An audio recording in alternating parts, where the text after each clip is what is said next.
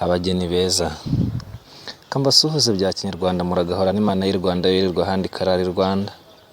Mwari mwiza mugore ukwiye wuje uburanga bwarangazaga benshi n'uburere bwiza bukwiye umwari w'i Rwanda. Nguyu umusore ugukwiriye w'igikwerere utuje imisaya myiza, wuje ubwenge n'ubushishozi w'inseko nziza ikurura bose.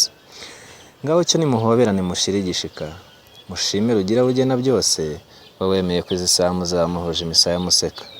Miryango myiza abarezi bacu, turabashimiye ko mwatureze bikwiriye umuco nyarwanda ndetse gitore. Cyo dore ngaba abageni bacu baje babasanga babashimira. Ngaho nimubasanganiza inseko n'impundu, mwamara impumpu mubahe umugisha wa kibyeyi ndetse mubyereka abandi. Barihanganye ntibaba nk'abubu ngo baburye bubisi, basigasiye ubusabe bwanyu bwa kibyeyi bukwiye bose. Agatsinda baseka neza basa n'abasenga isaha zose. Bageni beza rero, tubifurije urugo ruhirwa kandi ruhire. Urukundo rwanyu ntiruzigere ruzima cyangwa ngo ruzime uburyarya. Muzabyare ibitsina byombi, hungu ndetse n'akobwa, kandi Uwiteka azataka inseko zanyu ntizizigere zibura mu buzima bwanyu. Ngaho nimugire amahoro. Gusa tutaragenda, hari ibyateye iby'ubu njya numva ngo ni divorce. Ndabavumye ntibizakandagire mu mitima yanyu.